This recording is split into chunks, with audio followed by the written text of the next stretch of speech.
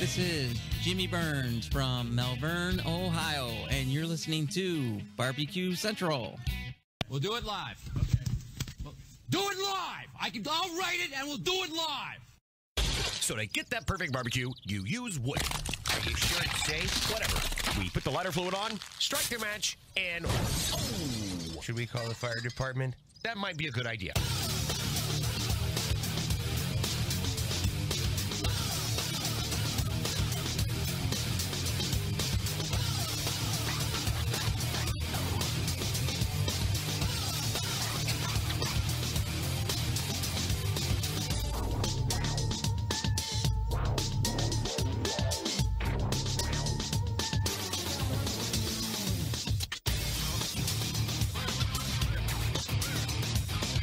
All right, welcome to the Really Big Barbecue Central Show.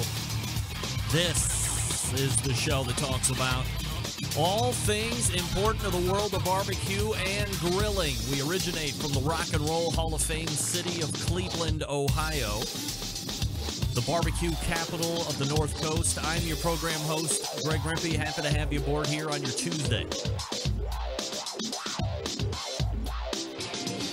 Hey, if you want to jump in on the show this evening, I'm more than happy to have you. It's very simple. You can phone call it up at a 216-220-0966. You can also email the show, and this is how you do that. You can get in touch with the show by sending an email to Greg at bbqcentralshow.com or on the Twitter and Instagrams at BBQ Central Show. Everything else you want to find out about the show can be found at the main website, thebbqcentralshow.com. And here's what's happening. In case you didn't get the newsletter, coming up in about 12 to 13 minutes from now, it is the second Tuesday of the month. And, of course, we know the second Tuesday of the month brings the regular visit from the creator of the most heavily trafficked barbecue and grilling website currently on the face of the earth.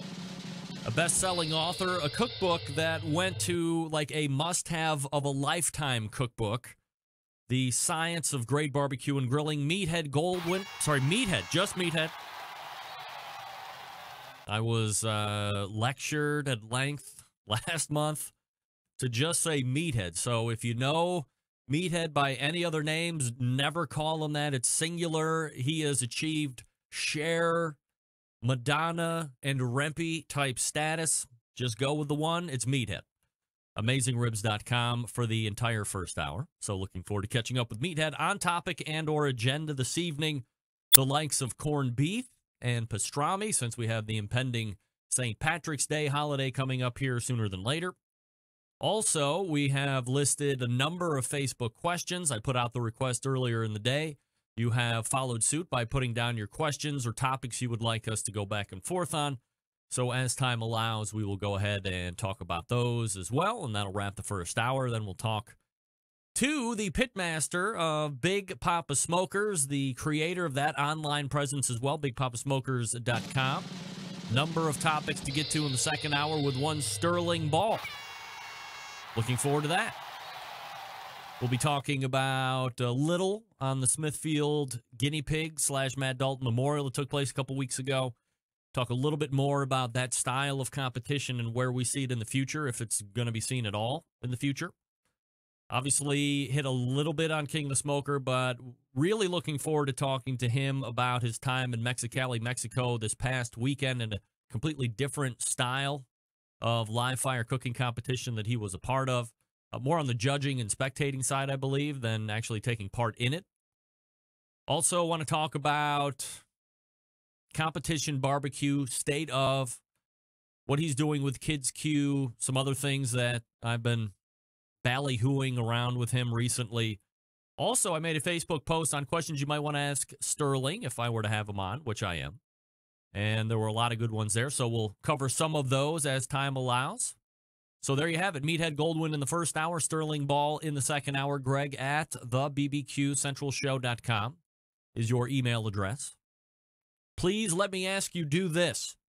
If you've always asked how you can help the show, aside from giving my sponsors first consideration if you're going to be buying something in the barbecue and grilling community, while you're listening to this show via podcast, if you're not listening to it live, go ahead and race over to your podcast platform review section and rate and review this show if you don't mind.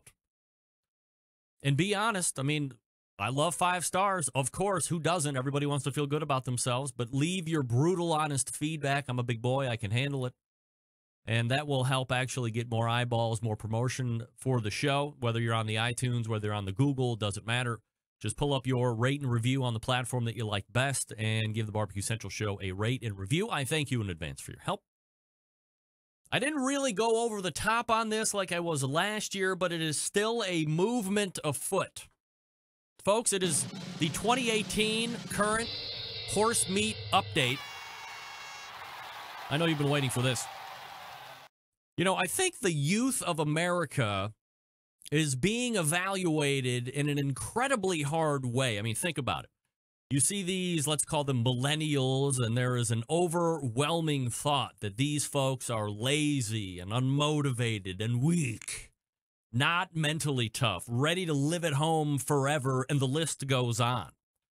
I know you think it's true because I read all of your posts on social media. However, I'm here to tell you that over the past 2 years, I have met some of the best youths this country has to offer. They are motivated. They are looking forward to be contributing members to society and making a difference here in this world. But most importantly, they have bought into the Horse Meat 2018 movement. That's right. Folks, I am proud to tell you that a new group of elite level volleyball players have decided to take up this grassroots movement, which we started last year in 2017. This makes now a total of 24 high-level players and coaches who proudly wear the Horse Meat t-shirt. And if you think I'm lying, let me just cue this up for your viewing pleasure, and podcasters, go get this on the video. Your current 2018 nationally ranked Maverick 18 women's volleyball team, Horse Meat it up right there. Your very top left, by the way, head coach right there. That's Coach Cass. Then you have Mary next to Coach Cass. Coach Cass top left. Then top going to the right, Mary, Julia, my daughter Bobby. And then bottom first row, Sam, Beth, Chase, Aaliyah, and Abby. But hey, head coaches on the collegiate level. This girl on the top left is a head coach of the collegiate level. And I know what you're thinking. They just like cool t-shirts. I know, hard to argue that. However, these shirts aren't just given out. There is not a stockpile laying around the Barbecue Central Show compound. And the responsibilities are clearly explained to each person who gets the shirt, because they will inevitably be asked about it. And it is incumbent upon them to explain that we are, as a group of the horse meat, merely trying to bring horse meat to the forefront as an alternative option to traditional meat. That's it. We want the government to help supplement the costs of getting the USDA and the FSIS mark of inspection on horse meat. You need to have that in order to sell consumers. Each one asked. That's all I can say. And they have agreed that they will be individual mouthpieces for the 2018 horse meat movement. That's great. So thank you, youth of America. We're going to change the way people think about meat. It's not just going to be cows. It's not just going to be your traditional poultries. At some point, and I'm not going to say, and I'm not. Andrew, you are not the father. And I'm not going to say that it's like in the near future. But we are changing the way people think. Every conversation I have with people around sporting and non-sporting venues agree by the time our short conversation has ended that there probably isn't a good reason we shouldn't be considering raising horses for consumption. Now, by the way, a bit of advice for the current volleyball team. As it does not relate to horse meat, quicker starts, ladies. Quicker starts out of the gate, okay? Come on, let's go. Starting to become a little bit of a behavior. The slow starts out of the gate. I mean, you know it. Come on. I'm not a volleyball coach, but it's hard to win sets when you're down 4 and 5 and 6 points pretty quickly out of the gate.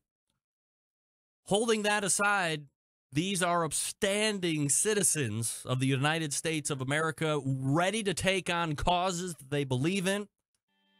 And I am happy to say that they are completely down with the horse meat movement. As John Solberg says, it's the butterfly effect.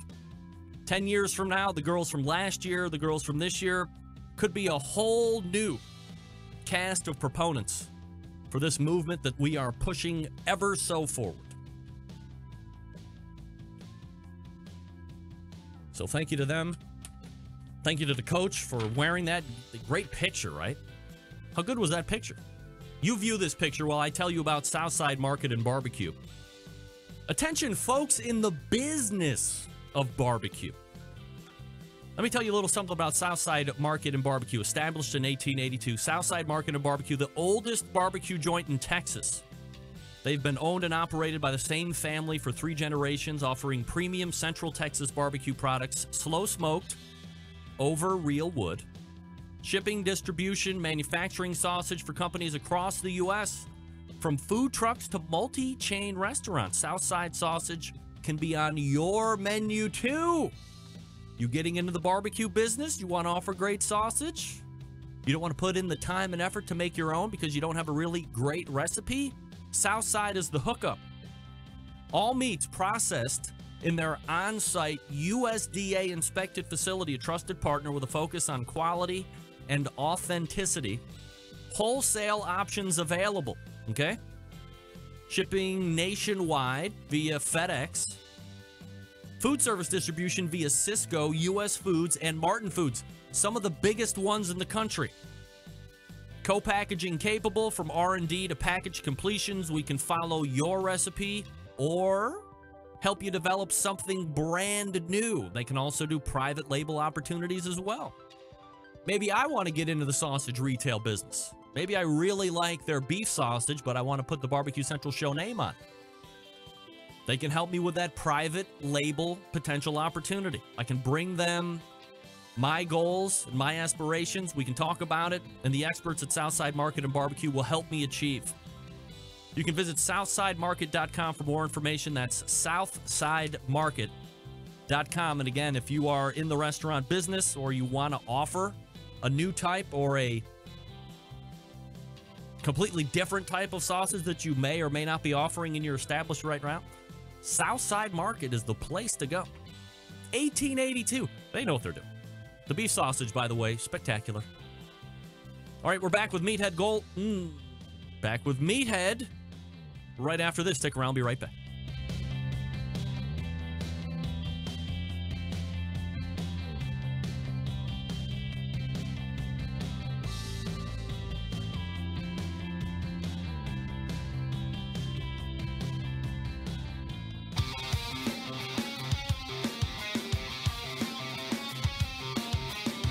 Broadcasting live from the BBQ Central Show studios in Cleveland, Ohio. You're listening to the BBQ Central Show. Once again, here's your host, Greg Rempe. This portion of the show is being brought to you by Butcher BBQ, makers of award-winning injections, marinades, rubs, seasonings, barbecue sauces, and the famed grilling oils.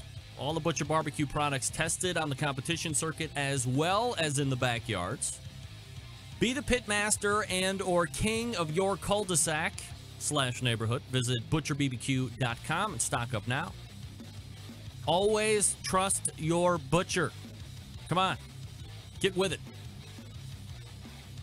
I use grilling oil I had for a side dish. My wife made some pan-fried chicken, which was delicious.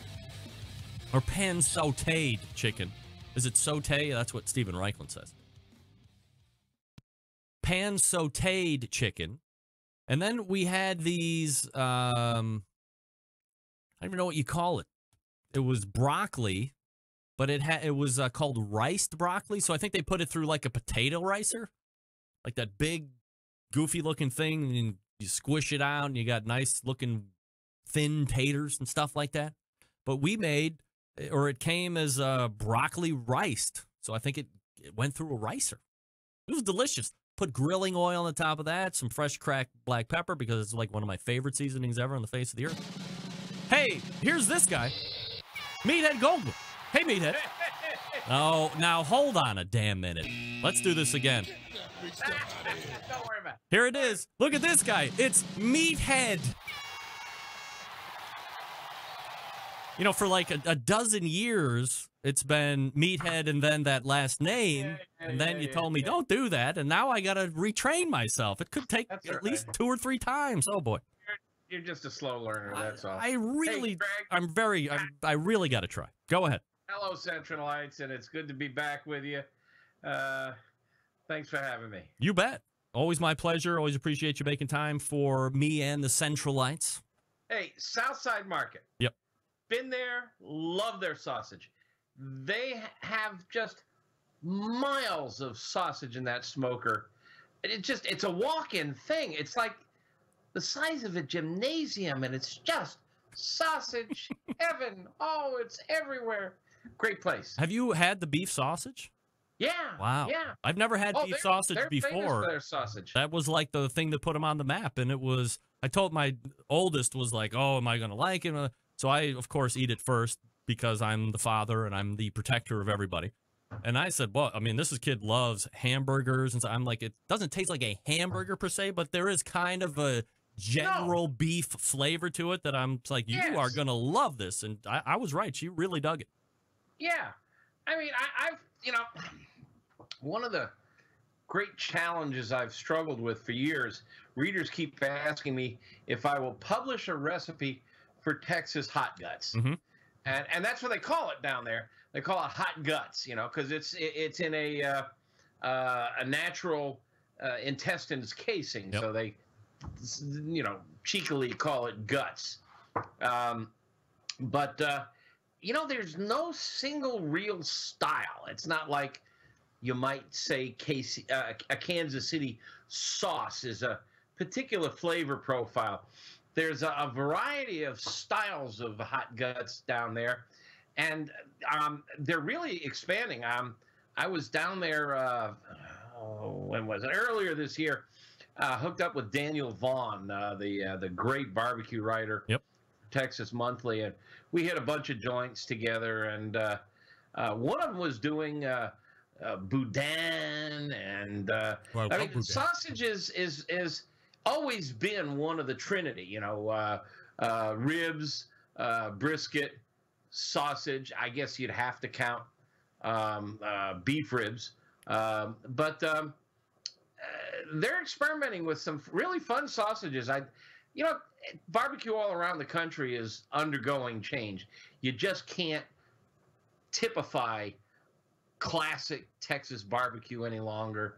But Southside's fun. It's just a classic joint. Been there forever. Although I have always maintained, we're going to talk a little tonight about corned beef and pastrami, and I happen to be a great fan of pastrami, and I think it is the ultimate expression of brisket. And if you believe that, and since it is a smoked brisket, then the oldest barbecue joint in America would be Katz's Deli, continuously open. They're 1888. Southside's 1882. Yes. But they had a couple of closures and change of ownerships in between. Katz's has been nonstop. So it's an interesting debate.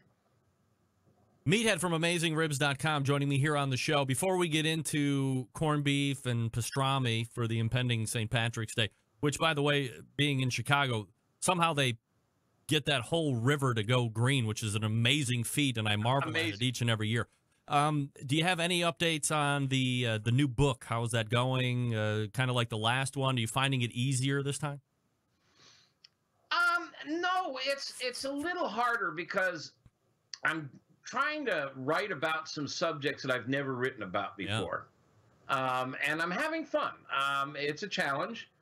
I have added a lot of staff this year who are able to help me focus on the book by taking care of a lot of the day-to-day projects around running the company. Mm-hmm.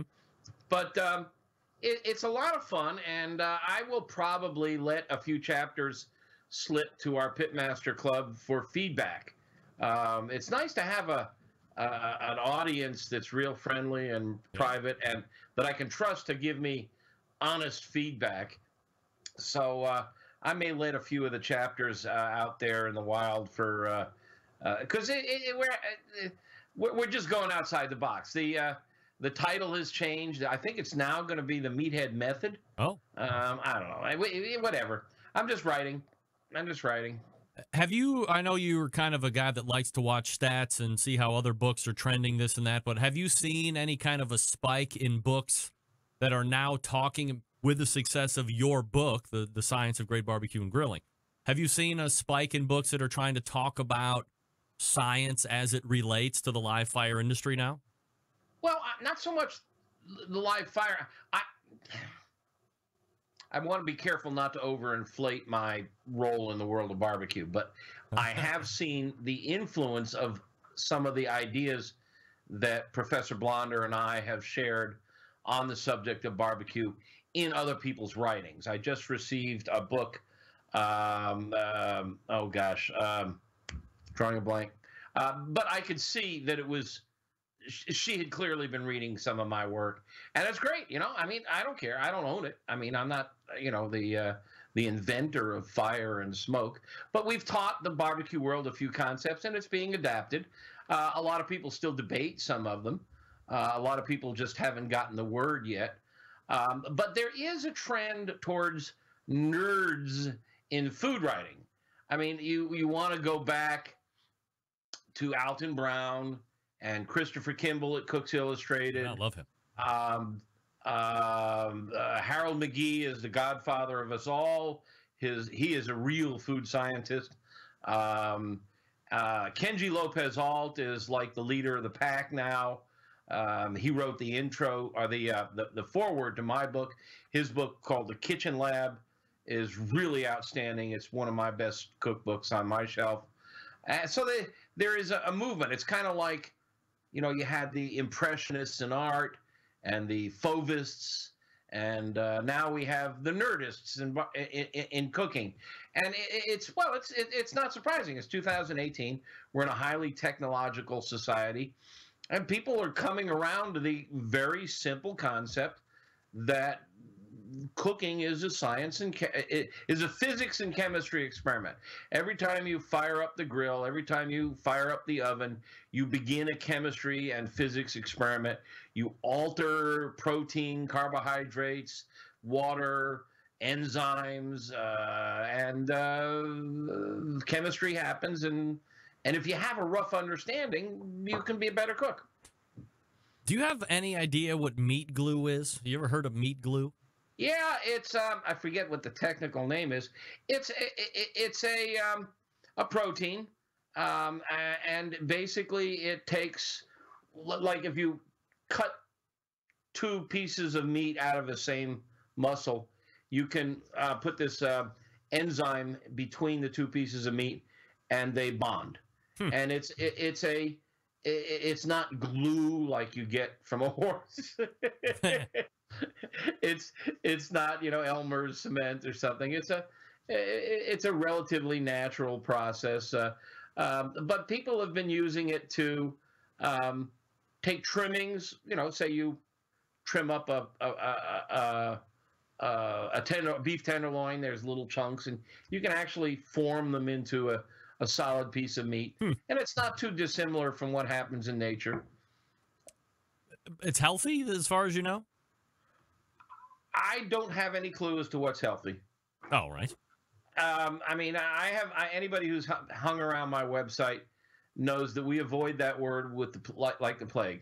I'm old enough to remember when butter was dangerous and margarine was healthy.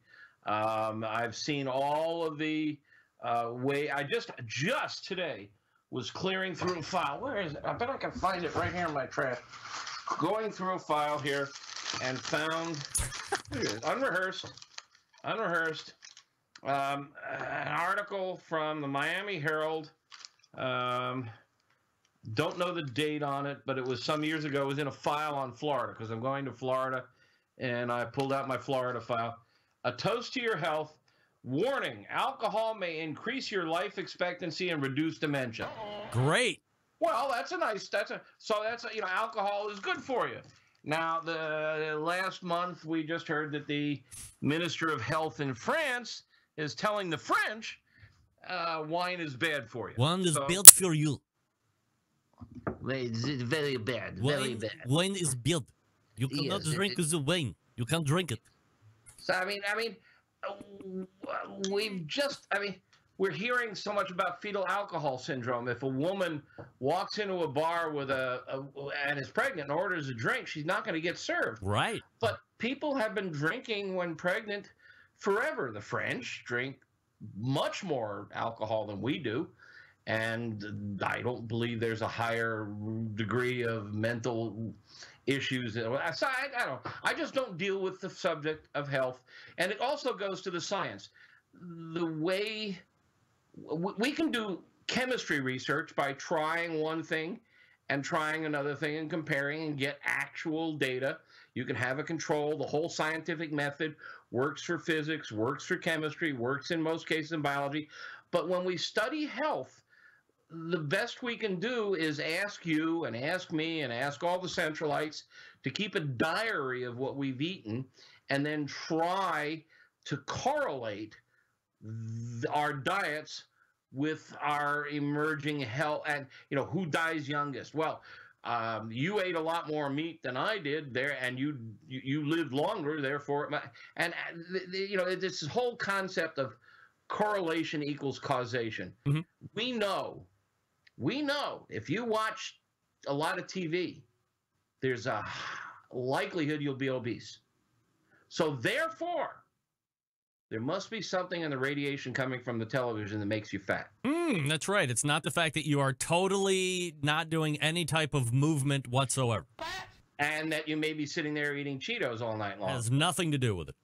And so, the whole concept of correlation, you eat a lot of butter, and I eat a lot of margarine, and who lives longest, therefore. And, it's just very, very hard to get really good science about what is healthy and what is not. So I just stay away from it as far as I can. Meathead from AmazingRibs.com joining me here. Meathead, let's get into some pastrami and corned beef talk before we get into the first break here.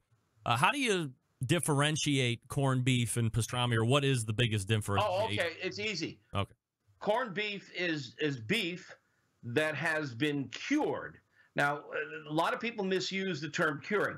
Curing is not just salting. It's treating with salt that has sodium nitrite and or sodium nitrate added, and they are preservatives, and they turn the meat a bright pink, and you can either sprinkle it on it dry, or you can submerge it in a brine that has these the most common we use for home curing is called Prague powder number 1. Yep. And it's a combination of salt and sodium nitrite and 6% sodium nitrite, and it's pink, and it's just given a pink artificial coloring because it would look like plain old salt, and since it has a preservative, if you eat too much of it, it could cause harm. So you have to use it judiciously. You have to use it carefully.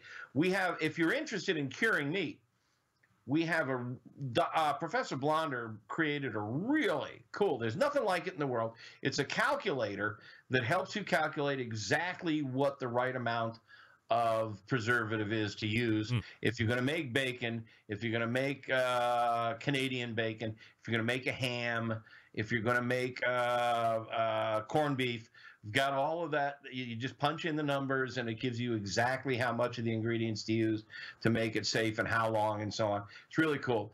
But corned beef is simply beef. Now, typically it's brisket, or it can be navel, which is just behind the brisket, really, really fatty cut, and sometimes it's just way too fatty. Brisket's a good cut. But occasionally you'll find corned beef made from rump, which is, the rear leg, and it's very lean that way. And it's just cured in this salt and nitrite mixture for, many days, sometimes a week or longer. And it turns it pink, and it makes it very salty. And here's a hot tip number 1. A lot of people will go out and they'll buy corned beef that comes in a shrink wrap plastic cryovac, and it's got usually a little seasoning packet. Yeah, you can throw that out. Doesn't it do has anything. absolutely no effect on the flavor. All right. But it's way too salty. And typically people boil the corned beef with some cabbage, potatoes, maybe some caraway, some other seasonings. Don't boil it. Oh. Simmer it. Okay. Keep the temperature below boiling temp. It will keep the meat from cupping and shrinking and drying out. And the other trick is if you have time, soak it overnight in a pot with cold water in the fridge and change the water a couple of times. That will pull some of the salt out, and it will make it much more delicate and less salty, and it really improves it. The other option is if you don't have time to do that, you throw it in the pot when you're simmering it, simmer it for a little while, then dump the pot out, then add fresh water and simmer it some more, and you'll pull some of the salt out, and that really improves it. And especially if you're simmering it along with carrots and cabbage and potatoes. But we're a barbecue crowd. Right. And I'm here to tell you, corned beef on the grill is really good. And cabbage on the grill is really good. We've got a great recipe for a honey cabbage. You can make a steak out of it, or just quarter it, or you can even do it whole. There's a variety of ways to cook. And it just roast vegetables. And everybody by now should know roasting vegetables really concentrates the flavor, really makes it wonderful. You get a little char on there. It's wonderful. You can do the same with the corned beef. You can just grill it, or you can put a special rub on it, a pastrami rub, and I have a really good pastrami rub, which comes very close to matching the rubs of the great Jewish delicatessens like Katz's, and then you smoke it. And if you smoke corned beef with the right pastrami rub, you get pastrami. And pastrami is just, everybody out there should know what pastrami tastes like, but really good pastrami, like you get at Katz's Deli, or rest in peace Carnegie Deli, or the 2nd Street Deli, or Ashkenaz, or one of the great delis. It is fantastic. It's brisket taken to a new level, and it's phenomenal. Is there a temperature that you're shooting for? I mean, when you talk about brisket cooking, I mean, that's a whole different thing. We always talk about that. All the barbecue guys want to know about that, but this has got to be. Yeah. It's really similar to cooking a regular brisket. If you're just going to smoke it up to around 200, 203 in that range. Your next guest, Sterling Ball, is the one who whispered in my ear, 203. I learned that from him long ago. And it works. It's a magic number, I think. Take it up to around that temp. It's going to come out with a great crust and a little on the firm side. If you go to the old delis, they steam it, or some even actually boil it after it's been smoked. And that really tenderizes it, makes it really crumble and fall apart. You can do that too. Problem with that is as you can imagine, it messes up the crust. So just, after you've corned it, throw it on the smoker and smoke it on up to 203. It'll take just as long as it would a regular brisket. Or smoke it up to 150, 160, pull it out, and then throw it in the steamer. It'll get up to 203 a lot faster and be a little more tender. The crust will just be a little softer, but it's really good either way. Recipes on AmazingRibs.com, I would assume. Yeah. All right. We're talking with Meathead. Stand by, Meathead. We'll be right back. I'm going to talk to everybody here quickly about Cook Shack. Of course, I love Cook Shack. I got a Cook Shack right in my garage. It's the 008, I think, Smoke Head. Cook Shack manufactures smoker ovens for barbecue lovers just like you and me. Any amount of experience. Whether you're in the backyard, on the competition circuit, in a 5-star dining facility, Cook Shack has the unit that will do the job. And with a full line of barbecue sauces, spices, pellets, and wood chunks, it is the perfect one-stop shop. Cook Shack strives to be your resource center by offering cooking classes, online recipes, how-to videos, 2 blogs, smoke and grilling 101s, and a video cooking classroom. You can check out their website at cookshack.com, or you can follow them on Instagram, Facebook, YouTube, Twitter, Pinterest, and Google+. Get advice and share your passion for barbecue on their world-class barbecue forum. They still have one of those. Cook Shack pellet fire smokers are the choice of champions because they were designed by a champion, Ed Fast Eddie Morin. The FEC 100, PG 1000, always customer favorites. The PG 1000 can actually double as a smoker and a grill, low and slow, hot and fast.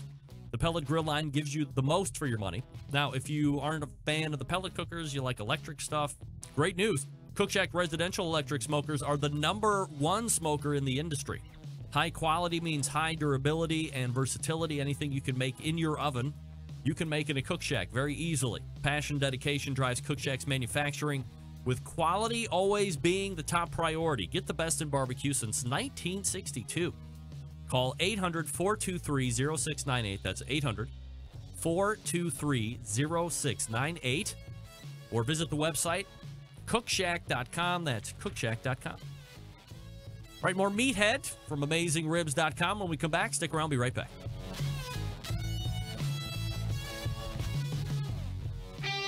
Ready to get on the air?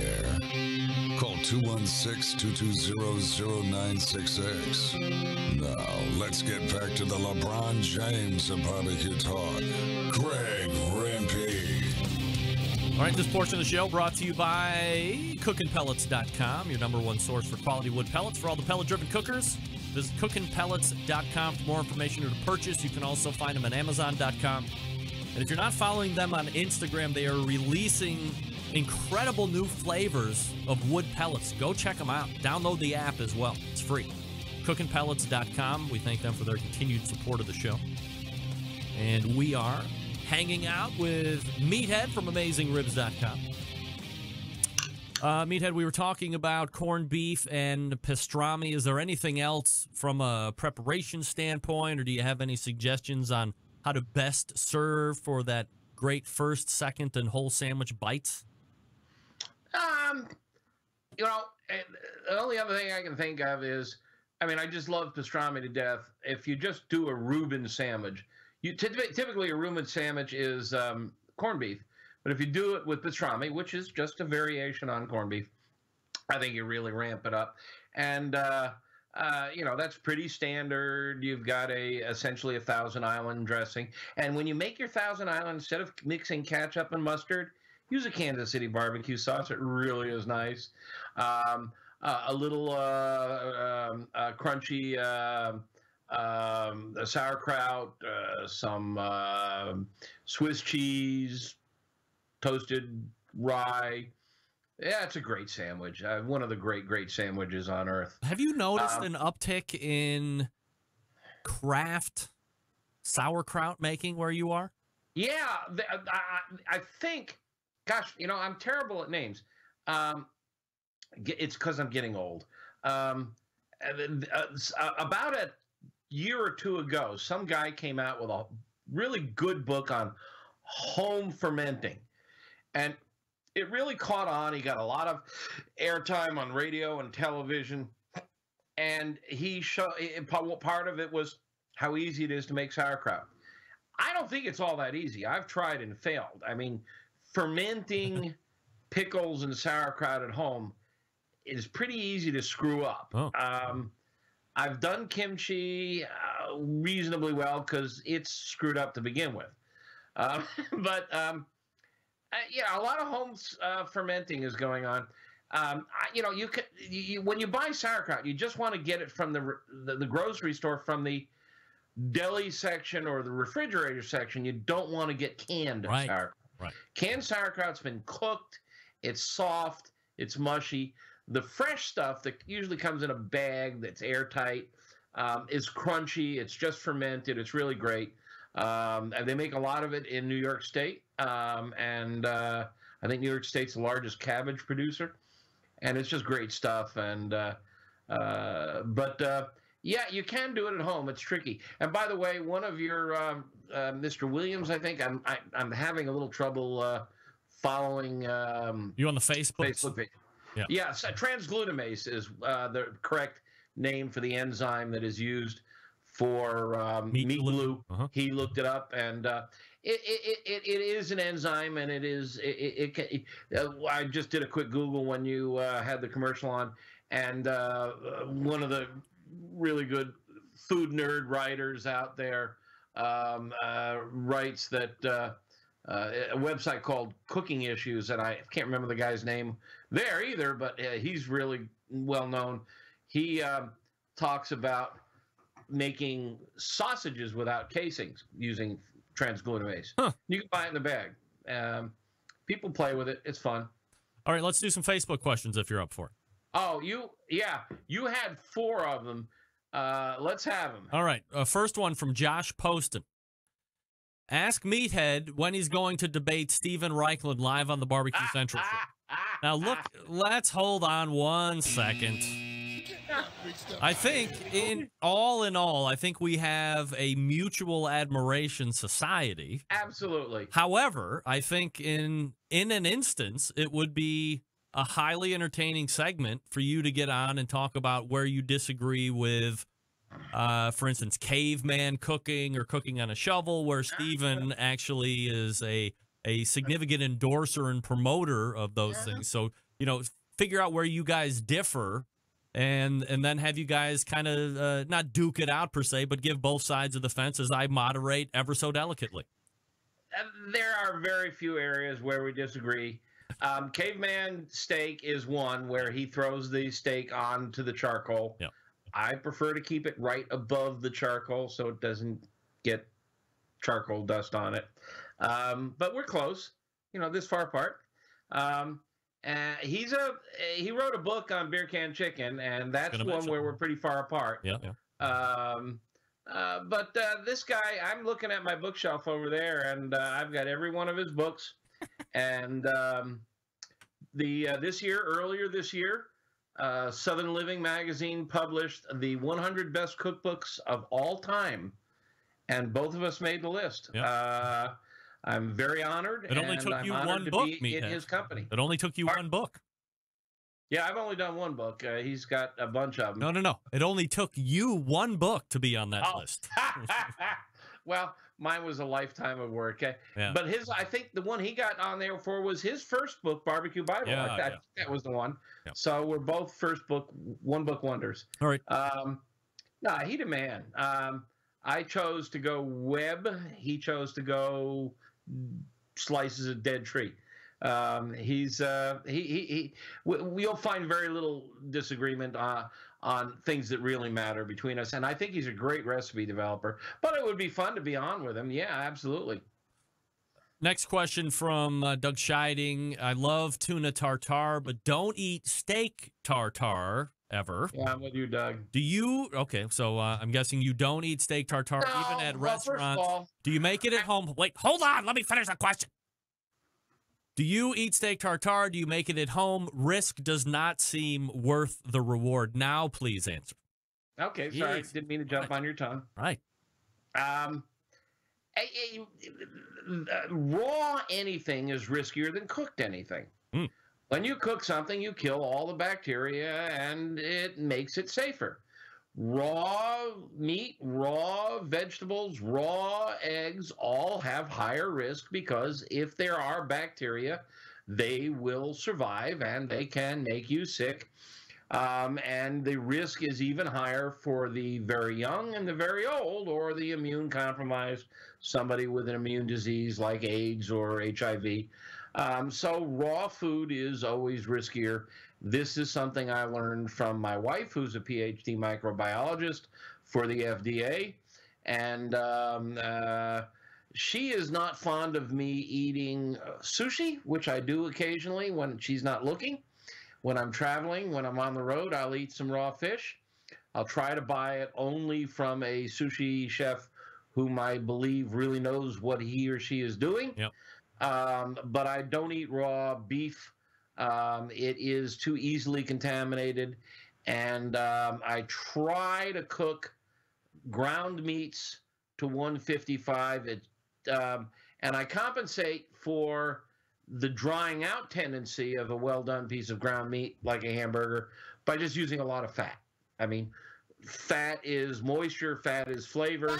So if you're going to cook it to the safe temp, and there are some really horrific stories out there that people don't hear about, and they all say, "Oh, I've been eating steak tartare for 55 years." Well, I'm 68.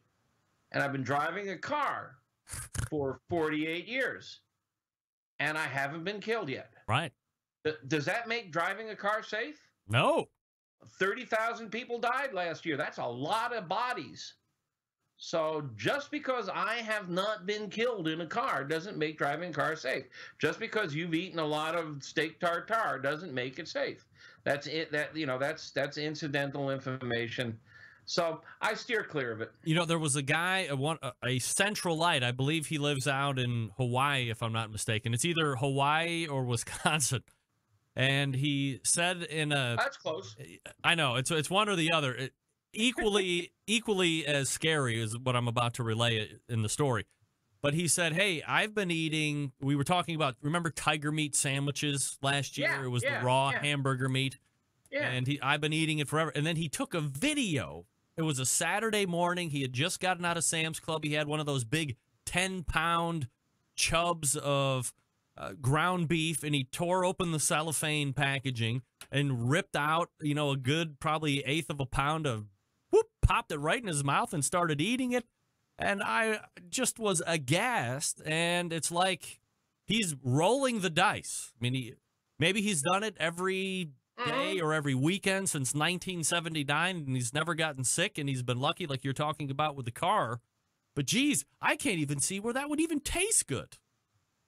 Well, I mean, it does have a nice flavor. I've eaten it. And didn't you eat raw hamburger when you were a kid? No. Oh, it tastes good. I had responsible parents, meathead. It's not as a cooked burger. I mean, we know Maillard reaction creates great flavors. I like a cooked burger better than I like a rare burger or a raw burger. Right. But the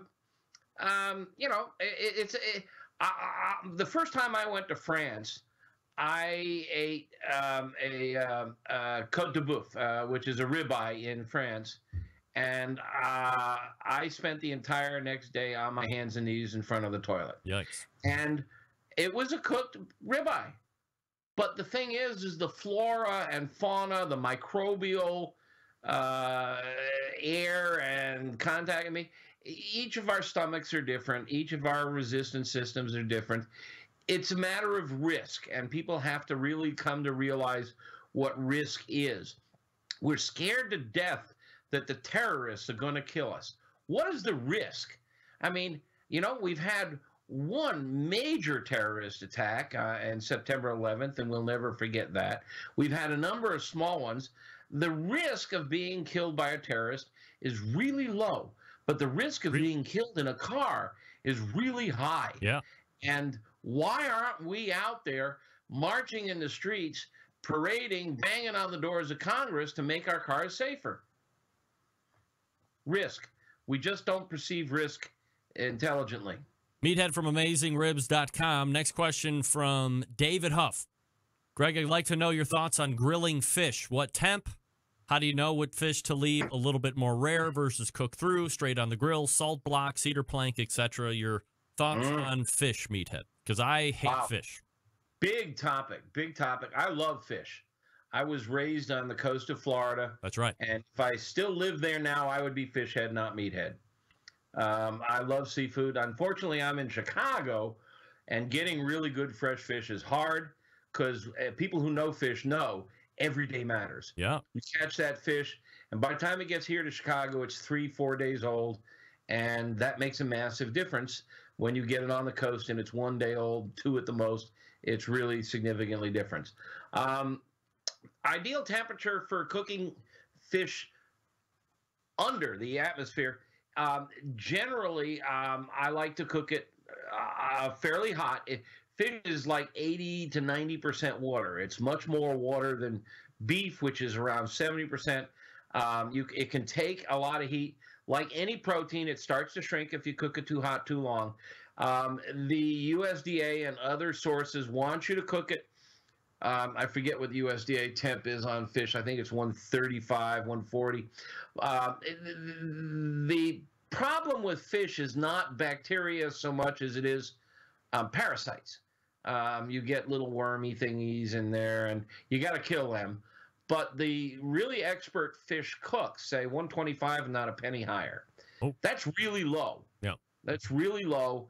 I normally try to cook it up to 130, 135 at the most, and you can still get it really tender and delicate. A lot of the cookbooks tell you to look by eye while it's flaky and creamy. Use a thermometer. Thermometer is your guarantee of safety, and thermometer will teach you what temperature you like it best at, and you can always cook it to that right temp. I have been cooking a lot of my fish on a cast iron griddle on my grill lately. Mm-hmm. I've got a cast iron griddle, and I'll pour a little oil on it. You can do it in a cast iron pan or any frying pan. Pour a little oil, and then I throw a lot of dried herbs. We've got an herb garden, and we always have dried oregano and stuff left over from the previous year. And I throw it on I use the gas grill for this. I throw it on the gas grill, just let it burst into flame, put out this huge puff of smoke, and it gives it a little delicate flavor. The other trick that I really like is if you can get a thicker piece of fish, like Chilean sea bass, which I think is absolutely by far the best fish in the ocean. Swordfish is a close second. I'll take a Chilean sea bass, which can run an inch and a half thick, and grill grates. Now, this is not just any grill grates. The brand grill grates. Right. It has rails, and then it has a flat bottom with holes in it. And I'll take pellets, and I'll throw pellets or sawdust on the grill grates so they lay in the rails. And I'm the one who taught Brad, who owns the company, about this concept, and it works. You put the fish on top of the grill grates so they're about a half-inch above the wood, and the wood starts to smolder. So the smoke is like a half-inch below the meat. And you can cook a Chilean sea bass, and it turns golden. It's absolutely gorgeous. It gets golden, and it's still 130, really tender, juicy, flaky inside, golden on the outside, get its marvelous light smoke flavor.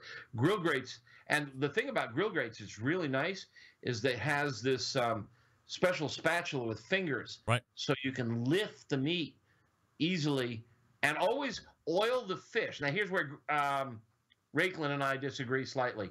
He always talks about oiling the grates. Yep. I like to oil the food. The food is colder.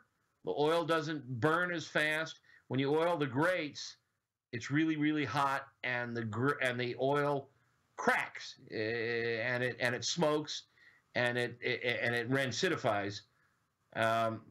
But if you oil the fish, it works just as well. Actually, I think it works better.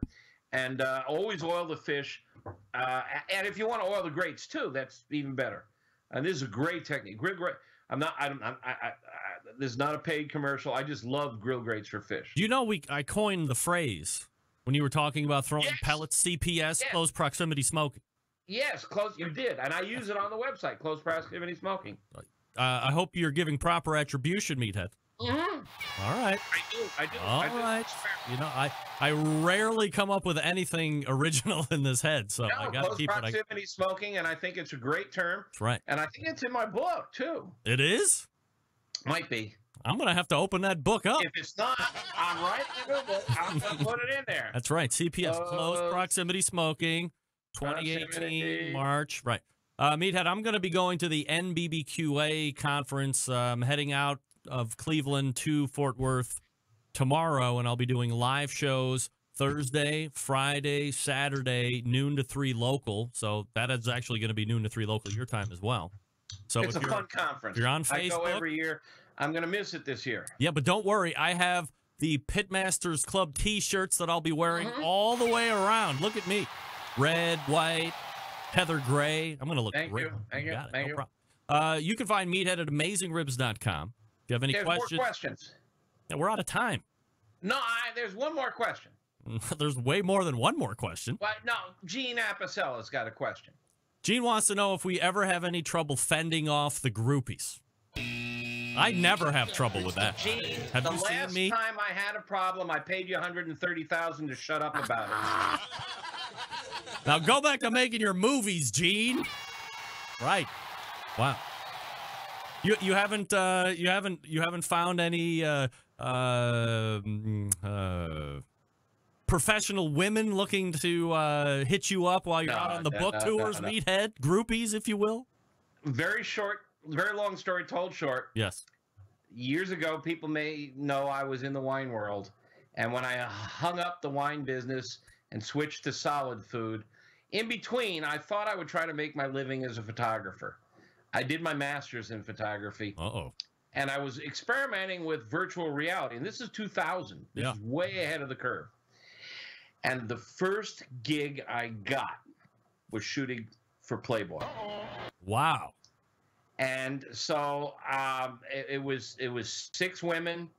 It was a lingerie shoot, but they didn't wear much lingerie. Of course. And it was supposed to be interactive. And long story short, I came home from the contract signing, and I said, "Hun, I got my first job. You're not going to believe this. It's for Playboy. Do you mind?" And she looked at me and she said, "Go right ahead. Those 20-year-olds want nothing to do with you." Thanks, honey. Wow. Well, that's a great story. I don't have problems with groupies. Well, I hear you. You and me both. Meathead at AmazingRibs.com. Meathead, always appreciate the time, and I'll keep you up to speed with what's happening at the conference. Have fun, and it's good to talk to you and the Centralites once again. There he is, Meathead. From AmazingRibs.com, of course. All guests appear via the Traeger Grills hotline. Love talking to Meathead. Yummy. Right. All right, let me talk to you quickly about Traeger Grills, one of the newest sponsors of the show. Traeger is offering a couple different product lines to the pellet world. You have the Pro Series or the Pro line, so if you're just looking to get into pellet cooking, if you're not sure you want to make the price investment of a Timberline, whether it be the AT or the 850 or the 1300, you want to start out. The Pro line is going to be where you want to go. A couple different sizes to choose from. A lot of same great engineering and technology you're going to find in the Pro line that you would find in that Traeger Timberline line as well. Not all the stuff, but some of the most important stuff you're going to find on both sides. And it produces great tasting food. You can go high heat, you can go mid heat, you can go low and slow traditional barbecue. All you have to do is keep it full of pellets, set the temperature, and you're off and running. Now, if you're looking to step up the pellet game, if you're a believer in the way that pellets are used and you like the pellet smoke, Well, the Timberline has kind of changed that whole pellet game. They're offering you super smoke technology in both the 850 and 1300. They're offering you substantial cooking capacity in both models. 1300, obviously bigger. They're offering you the highest level of technology that is out there on the market today as well. With their, I think it's called the Wi-Fi technology. Wi-Fi technology. All cloud-based. As long as you're hooked up to the internet, you can make recipe changes, you can make cooking changes, you can monitor internal temperatures of meat, you can monitor the internal temperature of your smoker, and you can adjust any and all of those items by downloading the Traeger Grills app. You can find that at TraegerGrills.com. The other thing that is spectacular with the Timberline is the fact they have this constant blue smoke technology. So instead of looking at, like on the Pro line, you'll see it's got the hopper on one side, and then you have the chimney like you would normally see on some type of an offset cooker. So you have the draft, the exhaust out from left to right, and then away you go. Well, not the case with the Timberline. You get the blue smoke rolling over the top, coming around the meat, and then it's not exhausting out of a chimney stack like you would normally see this. It's just coming right, exhausting out of the bottom. So it's constantly pulling down and circulating that nice, sweet blue smoke that all of the pitmasters are craving for and that are expecting, signifying, of course, a clean burn. Timberline, very fuel efficient as well, whether you are in that environment as I am or not.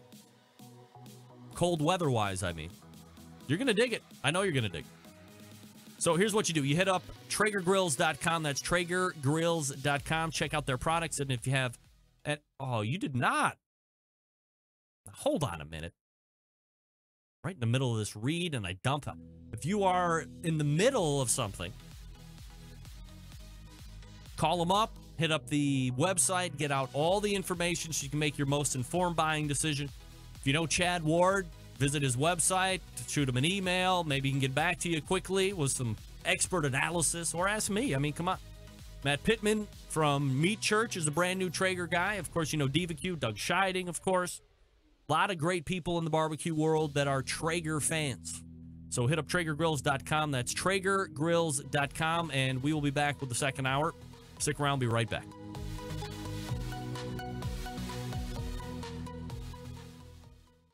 This is Rennie Knopf with ChampionshipBBQ.tv, and you're listening to the Barbecue Central Show. Big name interviews, advice on cooking brisket and ribs, and the only host willing to share his honest opinion on all things important in the world of barbecue. It's the Barbecue Central Show.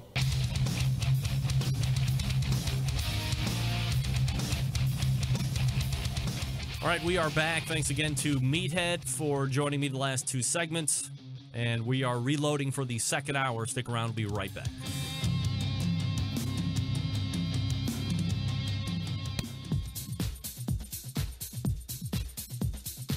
Happy to have you aboard here for the really big barbecue show. We cook because we have to, and we grill because we want to. Fine, how you doing? You have a great show. I'm a big fan. Boing. So what seems to be the problem here? This man looks like he's dead and he's in the crackle. Charbono! It's all about the charbono, dude. Succulent fish. What? He ate 2 feet or wiener. Now listen, Lavernius, shut your face. I'm shaking like a dog shit peach seeds. We have top men working on it right now. Top men. All right, just like that, we are into the second hour. Welcome through. This is the Barbecue Central Show. We talk about all things barbecue and grilling right here.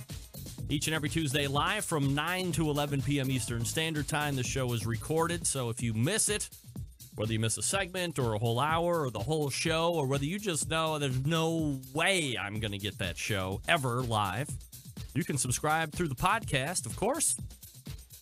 Whether you do it on iPhone, whether you do it on Google Music, whether you use a third-party podcast catcher, Stitcher, TuneIn, whatever. Search the BBQ Central. That's usually enough, and away you go. You can subscribe, and that way right around midnight the next day on Wednesday. The show is released in podcast form, so you can go back and consume the show at your convenience. As I asked you to do in the top of the show, if you have time, please go rate and review the show so we can make sure that we're doing it right, getting your feedback. Plus, from a promotional standpoint, it does help the show when you rate and review. So please take a second out of your lovely day and make sure that you do that for me. Still to come on this show this evening is Sterling Big Papa Ball himself from Big Papa Smokers. Sterling Ball from Big Papa Smokers, however you want to say it. Lots to talk to him about. Email from John Dawson. Rems, here's a killer way to grill fish. Heat a Himalayan salt block gently in a low oven. Then move it to a hot grill. Cover the top of the block with a single layer of 1/4-inch limon slices. Add your fish and cook to the appropriate doneness. Delish. Fish delish. Again, I'm not a huge fish guy. I'll eat some non-Far East tilapia.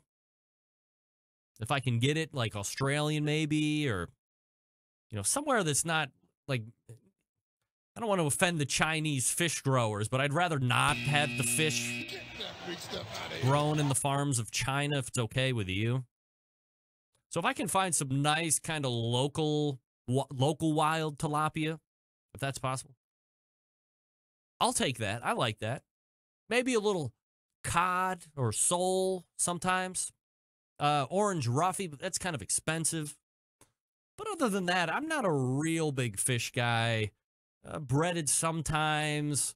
Like, right now, of course, we're in the Lenten season, whatever that means. And, if you abide by the laws there, you're not allowed to eat meat on Fridays. So a lot of people into that fish fry right now. And I've eaten fried fish before, fish and chips. It's okay, but I'm never going out to seek the latest and greatest fish. Now, I am a huge shellfish person. So lobsters and crab legs, stuff like that. I will eat that all day long. That's more my speed. But fish, definitely leave it more than take it, only if I have to. And sometimes under protest. But if you like fish and you're looking for a tip, get a Himalayan salt block, gently warm it up in the oven. Not sure how long, maybe 20 minutes at 200 degrees. And then put it on the grill, get it hot, cover with a single layer of 1/4-inch lemon slices, add fish. Thank you, John. Everybody was sending me emails post-show last week saying how much they enjoyed, loved, found humor in the KFC shortage of gravy, and then thusly affected the ability to make and enjoy gravy-laced cocktails. Everybody loved the take about me going through the drive-thru and ordering gravy. So thank you for that. Got an email from a listener, Jeff Stone, says, Greg, got an idea while listening to this week's podcast. He was talking about last week's show. Take alcohol, mix the gravy in. Let me stop misreading. Take alcohol and mix with gravy that goes into, what did we talk about with Mike Lang? What did we talk about? Poutine. Right. Take the alcohol, mix with the gravy that goes into the poutine. Call it a booze-teen. I don't like to throw the word genius around, but rock on. Jeff Stone. Thank you, Jeff. It's kind of a delicious idea. If you've never had poutine, the only way you will not like it are as follows. You don't like cheese curds, you don't like French fries, and you don't like brown gravy. If you don't like all of those, you will definitely hate poutine. If you don't like 2/3 or 1/3 of those, the chances of you liking poutine diminish a little bit. If you don't like gravy, cheese curds and fries are probably going to go pretty well together, but it's technically not poutine. But if you like all three, and I have a feeling, like I've seen some barbecue guys, and they seem like they would really like poutine a lot. So why not take advantage of the last couple stories of the past week, which was 2 weeks ago, gravy imbibed cocktails. Go to KFC, pick up a large gravy, and then make up some of the cocktail recipes using their gravy that they have suggested. Then, of course, that was 2 weeks ago. Last week, there was the run on gravy causing a shortage. But then we talked about poutine, which has gravy, so go to KFC now, because I haven't heard that through a second week there has been a gravy shortage, so they've rectified the supply and demand. So go to KFC, get 2 large gravy, get your alcohol of choice, let's say vodka, because it's kind of a neutral flavor profile. Mix that in with the gravy, and then as you're making the poutine, get the fries done, put the cheese on, and then put the alcohol-infused gravy on top of that poutine, and you call it what do you call it? A booze-teen. I like it. I like that a lot. Booze-teen. So, I've asked for 2 bits of video. Number 1, anybody making a cocktail with gravy, you have to put that on video and send it to me. It will lead the show. Don't cut it. One take Charlie. I want to see a gravy-imbibed cocktail being consumed by whoever's shooting the video. But put a video together, send it to me. I'll give you my Dropbox. If it's a huge file, I will get it to play on this show. It will lead the show. Not in the second hour. It will lead the open of the show. That's your reward for putting that together. But you have to drink it. At least 1 sip.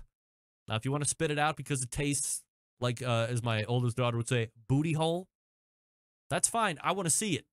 I want to see the live, visceral reaction. I want you to be my catfish coolie eating Reaper peppers and drinking Fireball. Remember that? It's so hot. Feel like I'm eating one of Satan's testicles. It's hotter than one of them chocolate booters. Catfish coolie. So that's number 1. Number 2 video that will also lead the show, or if I get them both at the same time, it will be 1A, 1B leading the show, and that will probably be all that we get to before we go into that first break of that show. Make a booze team. That's what I want to see, a booze team. That might be better than the gravy and laced cocktail. Email from John Dawson. Remps, if liquor stores stocked buttered popcorn-flavored vodka, how far can we be from gravy-flavored vodka? Truly the end of times. Truly the end of times. So that's what I want to see from the Central Lights. Video showing a gravy-laced cocktail, video showing a booze teen, which I will give proper attribution here. Kinger, you should work on a booze teen, by the way. You're Canadian. Booze teen would be right up your alley. If you don't know what it is, because I see you're jumping in late, it's putting alcohol in the gravy. You remember we were talking about gravy-laced cocktails a couple weeks ago? One of my listeners said, hey, make poutine, but put alcohol in the gravy you're going to put on the top of poutine. You call it booze teen. I like that. Well, I didn't get to what I'm going to be doing at the NBBQA and who I have locked up as guests. Maybe if time allows, I'll get to who I have lined up Thursday, Friday, Saturday. Needless to say, a veritable who's who. Before we get to himself, let me talk to you about Big Papa Smokers, the one-stop online shop for all things barbecue. Their curated selection of only the best outdoor cooking and grilling supplies will get you on the path to better barbecue results in no time. Everything at Big Papa Smokers has been Pitmaster approved by Sterling Big Papa Ball himself. From the award-winning rubs and sauces to the American-made grills and smokers, Big Papa Smokers has everything you need to be a better outdoor cook. Big Papa's known for the championship rubs and seasonings, popular flavors like Sweet Money, Cattle Prod, Cash Cow, all proven winners on the competition circuit and in backyards.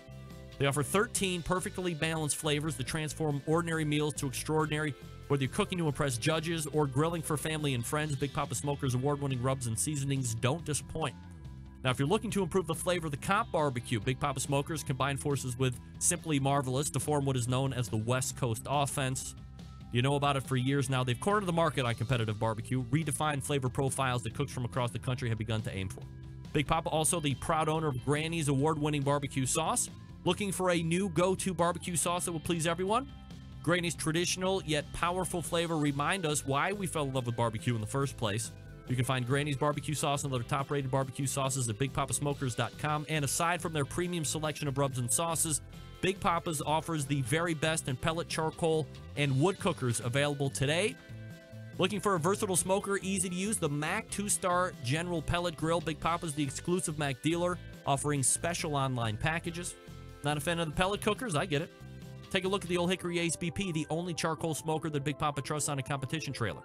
If you're a backyard barbecue enthusiast like me, looking for a durable, versatile grill that might last forever, the M Grill from Texas is just what you need. If you're not sure of what grill you might be looking for, you can't go wrong with anything that's on the BigPapaSmokers.com website. They have something for every kind of backyard cook. It's clear that BigPapaSmokers.com, the place to go for all things barbecue. Every product featured on their website, hand-selected to help you barbecue better, boost your skills. With the help of Big Papa Smokers, the #1 online barbecue store, call them 877-828-0727. That's 877-828-0727, or shop online at BigPapaSmokers.com. That's BIGPOPPA Smokers.com. All right, Sterling Ball coming up out of the break. Stick around, be right back.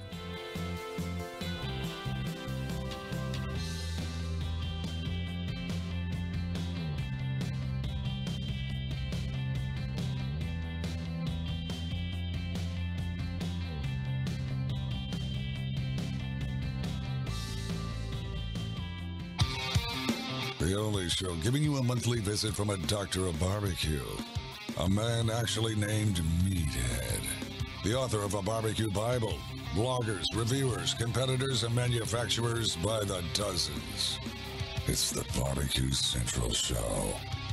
Once again, here's your host, Greg Rempe. This portion of the show being brought to you by Smithfield. Championship Pitmasters are winning with Smithfield. You can, too, commit to cooking with Smithfield this 2018 barbecue season. You'll receive smoke and swag just for participating. Only a few requirements. You have to pay a small shipping fee of $25 and be a member of the sport's major sanctioning bodies. Be sure to come back and track your first place finishes in pork and ribs to win great prizes through the Smokin' with Smithfield incentive program. Once a committed cook, show us your Smithfield with the hashtag Show Us Your Smithfield on Facebook and on the Instagrams. Remember that this program is limited to the first 500 people to sign up. So be sure to head on over to smokinwithsmithfield.com and sign up for that Committed Cooks program. Assuming that they still have spots left, I'm going to have to touch base with Miss Emily Detweiler to confirm that. But nevertheless, joining me here in the second hour, a longtime sponsor of this show. He's also one of the top pitmasters on the KCBS circuit. Aside from being a competitor, he also puts on some of the most popular barbecue events this year, like the Smithfield Guinea Pig and the King of the Smoker. That one happens at the end of each year. He's also running the top online barbecue and grilling store, BigPapaSmokers.com. Never afraid to give his true feelings, insights, and views in the world of live fire cooking. We race over to the hotline and welcome back friend of the show, Sterling Ball. Hi, Sterling. Hello, Greg. How are you? I'm absolutely fabulous, my friend. Appreciate you making time, as always, for the show. And I guess before we get into some of the general ballyhoo barbecue topics, let's take a quick look back from a couple weeks ago, the Smithfield Guinea Pig. No. Let's not? No. No? This is not. Look, I know this is your show, but I have to correct Meathead again. Oh, I did hear earlier. Oh, dear. When I told Meathead 203, okay, that was if you're cooking it all night and slow. So, obviously the ending temperature of meat has a lot to do with how hot and fast you're cooking, or low and slow. So you can go up to like 212. So for those people out there who think I'm cooking hot and fast and cooking to 203 and I must be getting angel tables, no, 203 is if you're cooking all night. Just a little clarification. All right, so 203 would be cooking at 225, 250, or lower than that? Yeah, like the 220, the old school, like when barbecue was fun. When was that? Oh, no, it's still fun. It's just fun to say that. I actually have some new shirts that say barbecue or fun. Are they for sale right now at BigPapaSmokers.com? They will be shortly. All right. Here we go. Barbecue is fun. Barbecue is family. Yep. And barbecue is part of our Cooking for Kids program, which replaced the Elite program. You will take a brisket to 212 and still get slices? Oh, yeah. Sometimes. Usually it's around 209. Wow, that seems high. Well, it's like I said, it depends on how fast you're cooking. Why? I think a lot of it. Well, you're going to have to talk to Dr. Blonder for a technical explanation, but I can tell the higher the heat and the quicker you cook something, the higher the internal temperature is when you're done. Got it. All right, so we've corrected Meathead. Are you good on that? Well, I never miss a chance to correct Meathead, I love Meathead. Of course. All right, so let's. We have some. He just texted me. Of course. How dare you contradict after I praise you? I was just saying I love you, Meathead. There's a lot. I was explaining the 203. I was saying to Meathead, because sometimes he's on a different side of the fence with Steven Reichland. I said, it's mostly a mutual admiration society, but sometimes there's things that you need to correct or that you're just on differing opinions on. Probably similar stuff with you and Meathead, right? No, Meathead and I have like some of the greatest phone conversations, and since day one, back when he was Craig and I was Sterling, I love Meathead and I love what he does for barbecue, and he's fun to banter and go back and forth. You know that. Absolutely, that's why he's been on the show once a month for the last 10 years or so. Let's try this 2 or 3 times already, but let's take a look back. Have you ever had his sweet and sour pork? Never. Wait, okay. I remember. Only on television, right? Only on television? Yeah. Yeah. I remember. All right, enough. Yes. So let's take a look back. A couple weeks ago, Smithfield Guinea Pig, Matt Dalton Memorial. I believe this is the 5th year that some iteration of the guinea pig has shown back up again. The Genie takes grand championship. 47 teams take part in this thing, Sterling. Popularity is still here for a guinea pig style competition, right? Oh, yeah, no question. I mean, we had a couple of deaths that kept it from being full, but, it sells out right away. I'll tell you, there's a lot of good things. I love seeing the Genie win it. I mean, obviously, I like everybody there, but Genie's my pards and such a great cook and such a great ambassador for barbecue. And a lot of you people out in other parts of the country just don't realize that he's kind of like he's Papa Bear for California barbecue. Yeah, and he's president of the association again. And I just thought it was awesome to see him win it. And you know what? There's a couple things. I fought so hard and fought a lot of negativity and didn't get much support from our sanctioning body. But when I envisioned this contest, I envisioned a couple things. Expanded payout, which we have in a lot of contests do now. A level playing field with them cooking the same kind of meat. But something that was lost along the way, and when people talk about it, is that it's a limited amount of meat. So everybody's cooking 3 racks of ribs, 2 butts, 9 thighs, and 1 brisket. And it really does, you got to make your box, especially, people that are cooking 5 and 6 butts now, got to make sure that they can build a box with 2 butts, which shouldn't be hard, but it adds to the challenge. And so, and the last one was that it would be a private event, because generally barbecue contests aren't great community events. Sure. And we've gone into why too many times, but so the first couple of years we had it alternating between this RV park where we had to feed the snowbirds from the RV park, and then we had it at a country club and we just had to feed the members. Well, we did an Ernie Ball this time, which is my livelihood and my life's work, my company, and it was. I thought it was going to either be phenomenal or people would hate it, and it was phenomenal.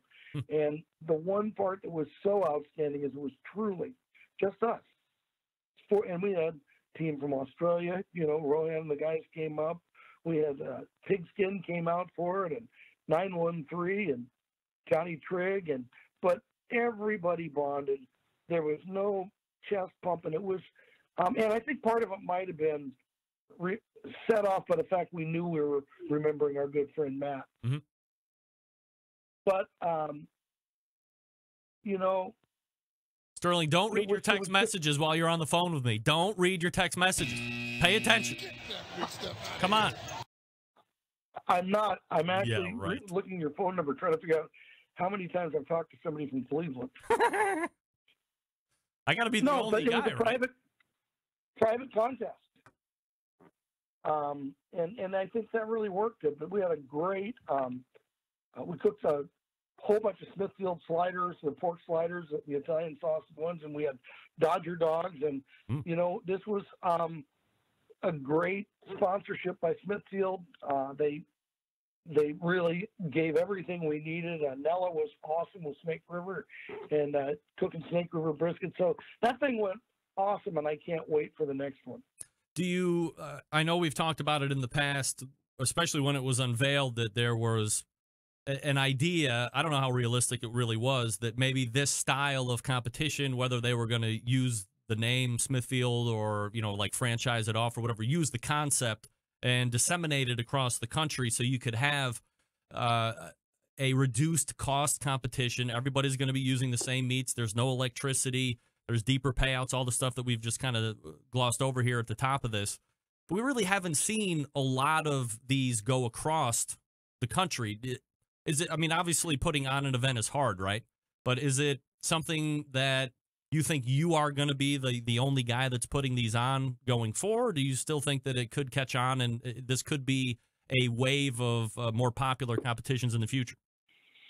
No, I never said it would be something national. I said we could have a few of them. They're too hard to do, and I think our meat was phenomenal this time, but I always think it's pretty good. And you always have guys who have a complaint about their brisket being too small or something. And, there's 2 times somebody's complained about their brisket at the guinea pig, and both times they won brisket.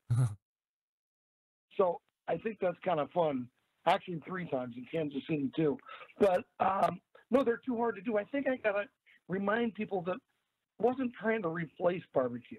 I wasn't trying to replace KCBS, but the idea that we can do something different once in a while should be easier to accept than this was. But there is a recurring theme of the cost of competition, and I think you hear more and more people saying, hey, or you when you run across somebody that's gotten out of it and you say, why do you get out of it? They say, oh, it's just too much. I feel like I have to keep up with the Joneses, or I feel like I have to spend X amount of money in order to give myself a best shot. And this seems like an alternative that you can still go out, do what you want to do, but it's $425 for everything instead of $250 for the entry fee, and then all of a sudden you're in $1,200, $1,400 for a contest. Well, it's $450, and you really need sponsors to step up a lot. And as it is, the same sponsors are sponsoring everything. Yeah. So I don't think it's going to be. Look, just what I'd like people to do when something new comes along is, if you want to cook it, fine. If not, we didn't take anything away. We didn't take your birthday away. Right. It's just another contest. Look, we're going to be doing another one that I'm working on, and it's called the 10 by 10. But you actually get 10 by 20, but there's no trailers, there's no power, and it's a contest you get to at 6 in the morning, and the turn-ins are at 5. One it's day. Something different. Yeah. Wow. But I'm not trying to replace anything. I'm just trying to add some spice and some variety. But also at the same time, I'm trying to find some models that might have legs too, if somebody else wants to do them. But the idea of being able to get to a contest on a Saturday morning and drive home at 7 or 8 with your pickup that has your drums, your whatever, or your whatever, I think is fun. The biggest thing that's got to happen is people got to understand that power is too expensive, and especially how much power a contest requires now. Because if you got an RV, you got a toy hauler. I mean, we have teams that need 74 feet when they cook my event. Wow. And you know they need 50 amps. So really, the key is I think you're going to see more and more contests. Instead of putting the money in the generator, going to put it into the prize pool. Sterling Ball from Big Papa Smokers joining me here on the show. Sterling, one of the other things that I know you're kind of championing or passionate about is like the cooking for kids or getting youth involved. Well, cooking for kids is separate. What you try and do, you got a brand ambassador program that I like to have, and each one of these teams, it's 12 this year. You know, the elite team got retired because most of the original cooks have quit cooking, whether it's Big T's, Tippy, or yeah. Pigskin just rarely cooks, and so it was time to change it up. And what I wanted, I just wanted something that really focused on the fact that we were using good teams where we asked them to select a local charity, and then they compete amongst each other for season-ending money. I mean, this last year, Brad Leininger won $8,500 for his charity, and Tim won $8,500, and I think Darren Worth has won so much, Darren and Sherry, and they always match whatever they win. So this year's teams, and it's called Cooking for Kids, and that's all it's called, okay? And we have Iowa Smoky D's, and they're cooking for Pinky Swear, which is a childhood cancer in Iowa that helps the families and with financial and emotional support. With Porky Butts in Nebraska with Play Smart. It's a nonprofit that helps underserved middle school students realize their academic life through sports. We have Lucky Q, who are going through Bo's Beautiful Blessings, which are charities for people with epilepsy, brain abnormalities, and intellectual disabilities, as well as those who may suffer from them by providing financial support. You have Tim Shear and Terry with Grace's Place Crisis Nursery for abused children and their families. Mm-hmm. You have Steve Hayden, who just won in Nashville, the Ronald McDonald House, Central Illinois, and it's a supportive place for families to stay while their kid is receiving medical care. Yep. Okay. And then you've got David and Christine Qualls with Cape Kids, which is a great foundation where it improves the experience of kids that are in hospitals. And my son Casey spent years in the hospital. So this one really stuck with me. And then we have Old Virginia Smoke, Luke Darnell, and the Little General, and they're raising for Journey for a Cure, which is Boblin's, Virginia. It's a Pediatric Cancer Foundation finding ways to fund research and awareness about the realities of pediatric cancer. You got the awesome Chicken and Grinning guys in Minnesota, and they've got the Crisis Nursery of Wright County, which is the local thing that offers mental health services to families struggling with child's mental health issues. Okay? You got Bit by Bit, which is Little Pig Town, and this is a equine therapy for kids with disabilities, and Bailey Key actually works there, volunteers after. Then we have, we're almost done here, we have Donnie Bray and Tracy Bray, one of my favorite families in barbecue. Yep. Kentucky, they're doing the Children's Heart Foundation, which funds research to advance diagnosis and treatment and prevention of congenital heart defects.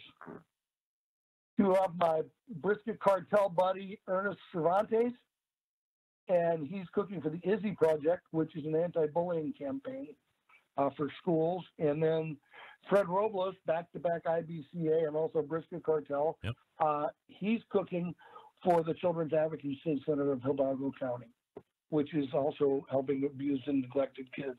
So this is a way where we can really take some barbecue success and convert it into some really much needed money for regional charities around the country. And we can focus on the fact that we're helping charities and it's not getting lost for whatever reason. And I think it was, and I kind of agree with you on that with that BPS elite team situation. And I think that's a sad thing because there was a lot of great money going. There was a lot of great money going to a lot of great children's charities. You know what? I don't even want to talk. I don't, listen, I mean, we got a jar of energy in our chest and we can decide every day how to use it. And I really don't want to talk about any of that. I mean, there's people that aren't going to like this. So what I realize is that, I think that we got to have fun and barbecue. I think that we've got to make good friends. I think we've got to share it with our family. And I think that we should try, if at all possible, to have somebody receive some benefit from it. Sterling, can I hold you over for another segment? Yes. All right. Hold on one second. I'll be right back with you. I'm going to talk to everybody about the Barbecue Guru quickly. And then we will return with the pitmaster of Big Pop Smokers, Sterling Ball. Talk about his current and upcoming 2018 competition schedule, amongst some other things. Hey, the folks at the Barbecue Guru have always believed that outdoor cooking should be easy because it can be, especially with a couple new things. How about one, the Monolith Barbecue Guru Edition Grill and the CyberQ Cloud Controller. First, here's the grill. The Monolith, the world's first temperature-controlled smoker with a built-in power draft fan. This means smarter control, greater freedom with automatic temperature control systems. Easily choose your cooking time and temperature and let the Monolith do the work of a sous chef or a barbecue pitmaster. With minimal effort, you now have oven-like precision at the grill, and you can serve the tastiest, juiciest meals each and every time you use that cooker. Now, here's like a side benefit. If you have been a fan of the Barbecue Guru, if you decide to go ahead and purchase that Monolith grill, which again has the draft fan built into the cooker, if you have a controller that you already like, you don't have to buy a new controller in order to use this Monolith grill. You can just hook up your controller. It'll operate the fan, away you go. Now, if you want some new technology, you might have to look at upgrading into a controller at that point. But out of the box, if you have a Guru controller, you can hook it up to this fan and away you go. Plus, that Monolith comes with a whole bunch of really cool accessories that some of those other ceramic cookers don't come with. Hit up the website, bbqguru.com, or call them 800-288-GURU. That's 1-800-288-GURU. And make sure that you ask them any questions so they can make sure you're set up and ready to go when that box shows up. Barbecue Guru continues to be a breakthrough in barbecue technology. And we are back with Sterling Ball right after this. Stick around, I'll be right back.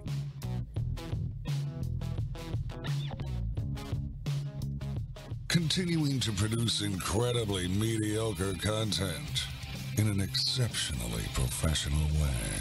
You're listening and watching the Barbecue Central Show. Once again, here's your host, Greg Rempe. Hey, this portion of the show being brought to you by Fireboard. Monitor up to 6 different temperatures simultaneously. Connect to Wi-Fi for cloud-based monitoring or connect to Bluetooth.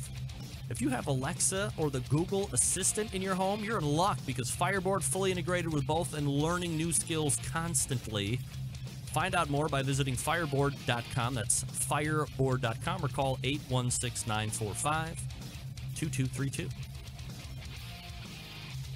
All right, we're talking with Sterling Ball from Big Papa Smoker. Sterling, appreciate you hanging with me through the break there. 2018, yeah, go ahead. Well, Greg, one thing you were asking me about guinea pigs, and I'd be remiss. The Smithfield Classic is returning to the East Coast, and it's in September. But it's in Richmond at the Richmond Raceway, but that's the other guinea pig format, and that's coming up in September. And Tuppy's going to be kind of our host there since it's in his hometown. Yep. And so the Smithfield Classic is really going to be a lot of fun. We enjoyed going back there last year too. And there may even be an auto invite to King of the Smoker again. Ooh, all right. I was just going to ask about that, and then so you can. Where do you go to sign up for that? Well, you can get the information on KCBS. We're turning it in this week, so check next week, and you'll get the information. But it's going to be fun at the Richmond Speedway. That's a fun spot. All right, so dovetailing nicely into the current 2018 season, typically you're a guy who is finishing up right near the top of those overall Team of the Year point standings here over the last handful of years, Sterling, and you're not a guy that will sit there and press, 35, 45 competitions like some of these other guys, and yet you're right there at the top competing each and every year.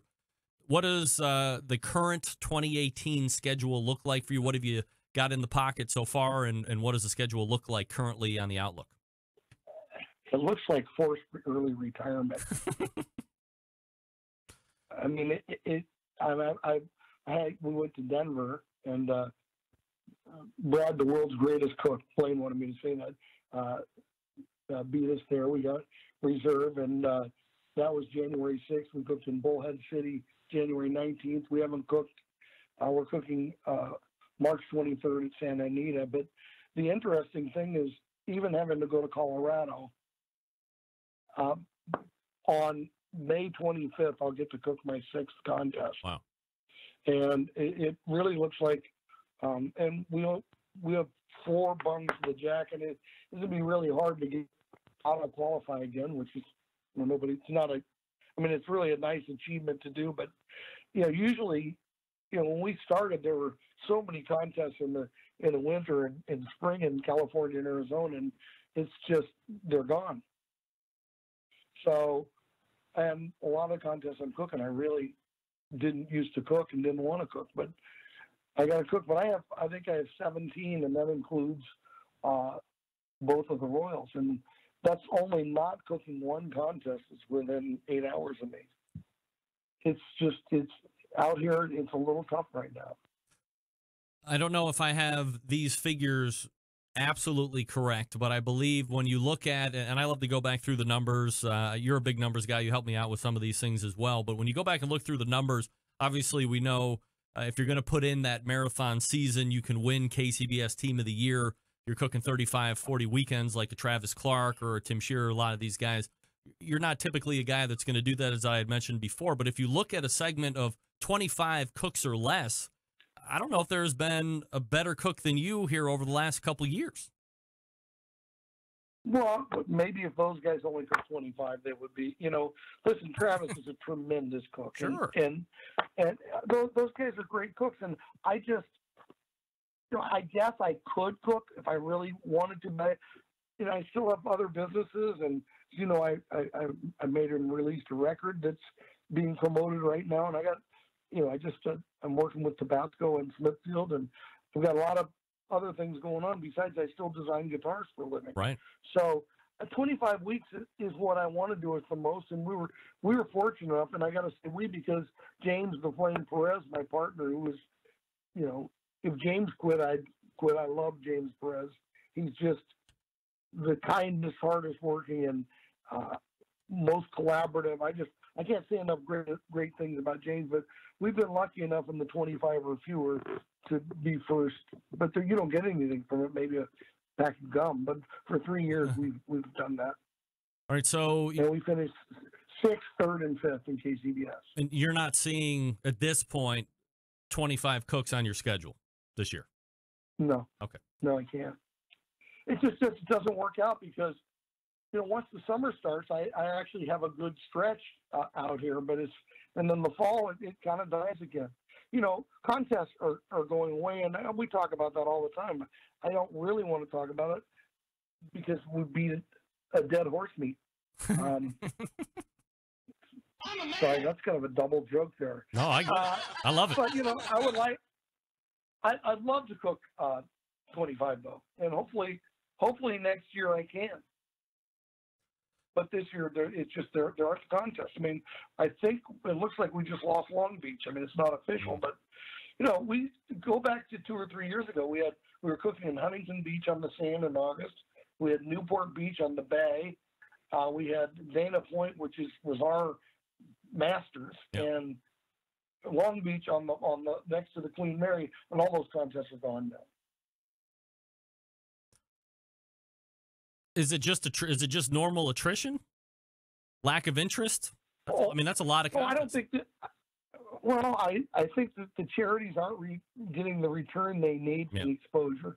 I think it's hard to be a national promoter. I just think that, eventually something will happen where maybe an adjustment to the model happens. But right now, I mean, it's just, no promoters, no teams are getting rich and no promoters getting rich, okay? And so most of the promoters are one-off. They're doing it for the charity and realize that they could probably make more money if they had a craft beer night. But enough about that. I mean, I'm still going to cook some really nice places, and I'm going to see my friends, and I'm going to have a lot of fun. But I just, I'm going to be down about 7 or 8 contests. Sterling Ball from Big Papa Smokers joining me here on the show, BigPapaSmokers.com, the website. Sterling, I wanted to close out with you here this evening and recap. And if people were following Big Papa Smokers on Instagram here over the past weekend, you were like in the midst of one of the coolest live fire cooking events I've seen in recent memory. It was in Mexicali, Mexico, at the, I believe it was called the Parrilla Fest or something along those lines. So talk to me a little bit about the whole event, what you were doing down there specifically, and how you saw that whole thing unfold. Well, there's Baja Smokes, a team that uses a lot of our stuff and Steph's stuff, and they pretty much are selling a lot of BPS down there. And the charity that runs the Parrilla Fest I was honored to be invited to be the special guest for this event. And it works. It's a great food deal, but the Rotary Club works a charity to fix kids with cleft palate, and they do a really good job of it. But they hooked me because I'm really, really enamored with Malman and Argentina style cooking. I've just got some new cookers in the backyard that, the Parrilla and all that stuff. And so the fact that they invited me to something where some of those Argentinians would be cooking, and then there's the Mexican cook that cooks the whole cow, and then there was a guy doing sides of cow on the trusses, and there was a whole bunch of whole hog, and I was just fascinated, and I looked at the video from last year, and it just looked like the greatest contest, and we went down there, the BPS girls and James and I, and it was just outstanding. And, there's a lot of things they do different. Number one, there was only 17 teams, but the SMP, which is their version of KCBS, you turn in a chicken, a pork, and a beef dish. Well, it's presentation judging, and it's very creative. I mean, one pork dish, somebody had made, masa, which is what they make tortillas out of, masa waffles with pulled pork that was woven in with some belly and chunk, with some pork fried, drum fried cracklins, okay? And there were just some, it wasn't 8 slices, some burnt ends and 6 thighs and call it good. It was some crazy good oven roasted smoked vegetables with whole chickens. And the things they did were so creative. But here's the deal. It's $45. And in Mexicali, that's an expensive ticket. Wow. But it includes all your food and all your alcohol. And they've got a vibrant wine scene down there in Baja. And then they had the Mexican craft brewers and the big beers. And so it was all your food. And the other thing is these teams don't cook with power. And they've got all these great Argentinian cookers and then drums and truss cooking and open fire cooking. But part of their score is based on the people's choice. So they all cook for the people. And so they may be cooking something different than what they turn into the judge, but there were actually really good bands. It was like a great, great food festival. And I had a blast, and I'm going again. But we can't do it here because our health department wouldn't let us serve the kind of food they serve, and in the kind of servings. I mean, we do, we charge somebody $2 for a rib and $2 for a little thimble full of pulled pork. And these guys they're really making the crowd happy. And, they capped it at 1,500, and I think they had 2,000, and they turned away 500. Wow. So they made a lot of money for their charity, but just look it up. It's a la Parrilla Fest in Mexicali, and it was really neat to go and see those guys in the all the Mexican cooks were super fun and super friendly. And their awards, they're not giving checks, they're giving little grills out, and the guys were all on the stage, and it was really fun. How do you get a whole cow up on one of those? I mean, is there like rope and pulley and all that? I mean, that's got to be a huge undertaking. Well, I didn't get there for the cow loading, but I can guess it's probably about 4 or 5 guys, and they lay it down and it's splayed open, and they tie it, you know, on all fours, and then a few other places they weave through. And I was talking to the guy, and I said, "So, what's your temperature?" And he looked at me and goes, "Huh, no temperature. We feel this. We know the heat." Wow. You know, you idiot. Why would you think about temperature? And I walked over and I put my hand under the grate. And what it is there's 2 layers of brick, and then in each 4 corners are open fire, and it radiates towards the center.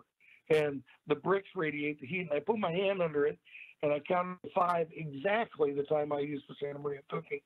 So their feel and their system, I think, just naturally gives it the perfect temperature. From a tastes perspective, or a flavor profile perspective, is it similar-ish to what you're used to, or are they not as over the top with flavors? Oh, I think they use different flavors. And you know, there was some traditional American barbecue flavors, but really a lot of more dried peppers and stuff. Some really more complex ones. And their smoke tended to be a little bit heavier. And I think it's the things they're cooking on. But, you know, I tasted a lot of the food that got turned in. I was up on the judging. I don't know how the judges eat all the food, though. It was amazing. And they were all skinny. Well, they're probably out there being active, and this is like a reward for being active. You get to judge. I'm gonna have to get you down there, Rimpy, and judge. I would fit right in. Are there a lot of these competitions? There's one coming up that are actually Mark Lambert's doing in Monterey. Oh, wow. With the Sweet Swine of Mine team, and the team that wins the Monterey one, it's 73 teams, gets an auto invite into Memphis in May. So if you guys are at Memphis in May and you see the Mexican team, they're just, whoever it is going to be the coolest guys you run into. And they're going to be able to cook the way they would normally cook? You know, I don't know what they're going to do. Yeah. Because I don't know how that would be received. I can tell you from a food guy standpoint, these guys were really good cooks and really chefs. These weren't things where you take 2 classes and bully on the internet. These are people who are really very creative with a very good touch and have cooked a lot in their lives. You could tell. Sterling, can I ask you one Facebook question that I got from you, and then I'll let you go? Yeah. Justin Hancock asked me, what's the best thing you can do to up your competition game other than taking a class? I think that's a pretty good question.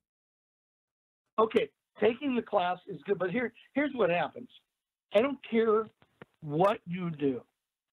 You've got to understand that when you're into something, that everything's important, okay? And sometimes people forget that little tidbit. But it's also making sure that what you do is very you can repeat it, okay? And we take notes of every practice and every cook. I've posted pictures of those books before. And we go back to them. James, we have 5 full books of notes about how we cook the 4 different meats. I think it's really important to make sure that you've got a great timeline, that you understand what done feels like, okay? Mm-hmm.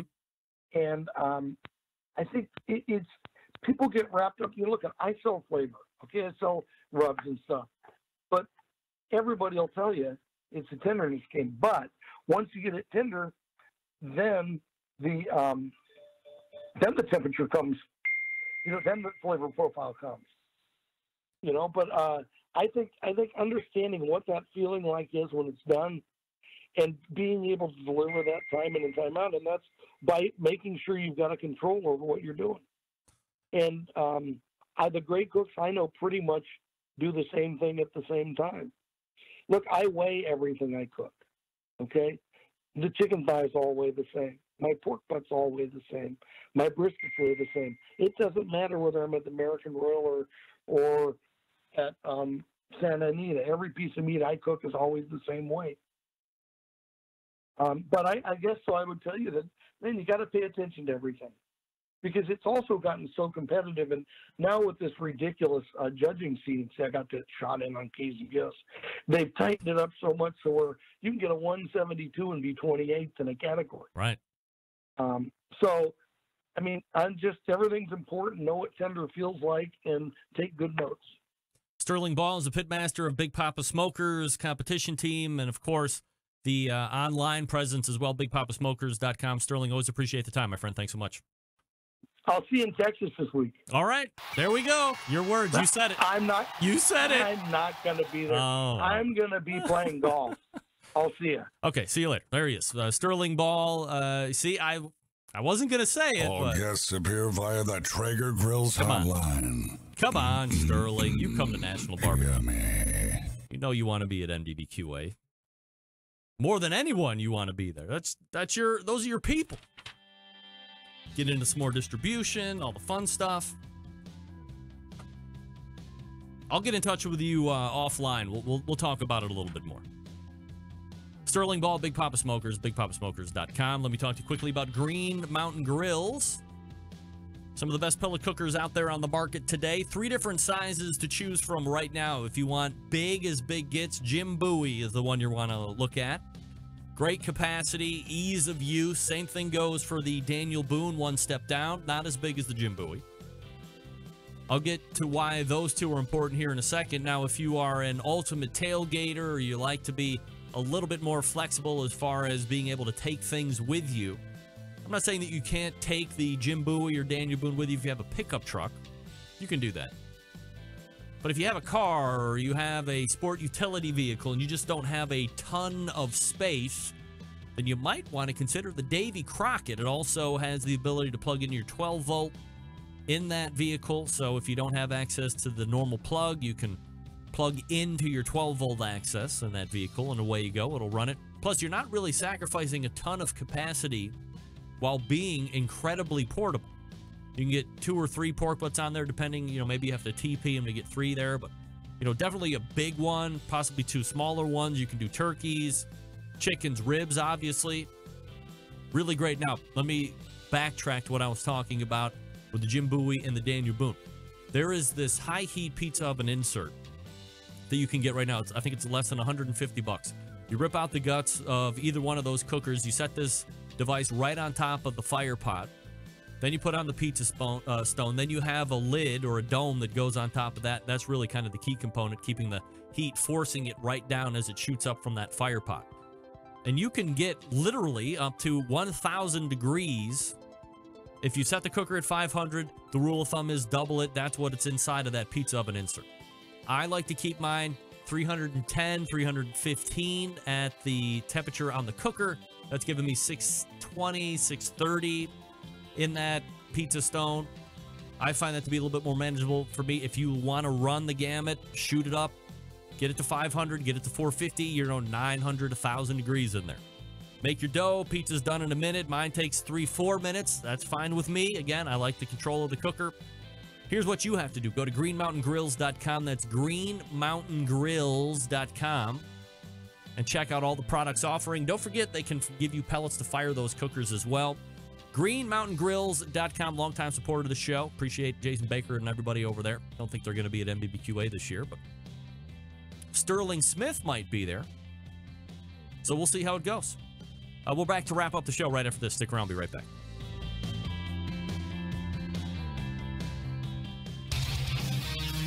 Whole packers, full racks, legs and thighs, injecting butts. If you've never heard this before, you might think you found the best XXX show ever. Let's get back to the most homoerotic host out there today, Greg Rempe.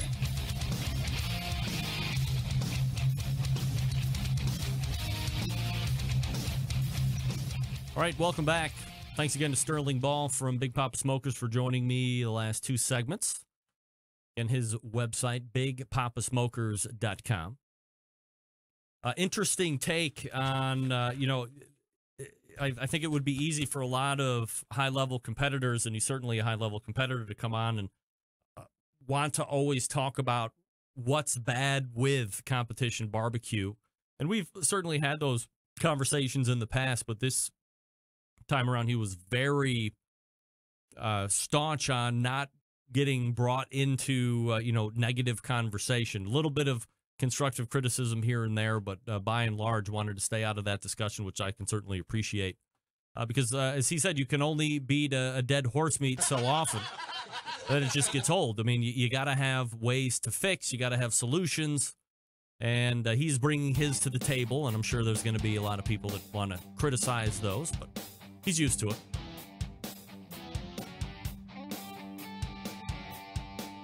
All right, all the way back in the first hour, Meathead from AmazingRibs.com.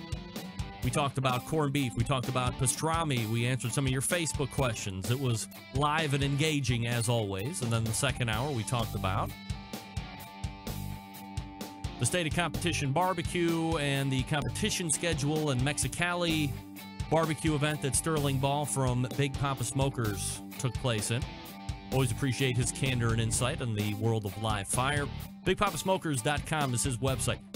I will be starting tomorrow, although there will be no shows tomorrow, but starting Thursday, Friday, Saturday, live shows via Facebook and YouTube from the National Barbecue and Grilling Association's conference. Again, that's 12 to 3 local Central Time. I'll also be getting a lot of other outside of the live show stuff, so plenty of stuff that I'll be able to review come next week. And it's a jam-packed show, as always. Stephen Reichlin on board, as well as a number of others. So, September 11th, 2001, I will never forget. Until next Tuesday at 9 p.m. Eastern Standard Time, this is your program host and proud U.S. American, Greg Rempe. Good night now.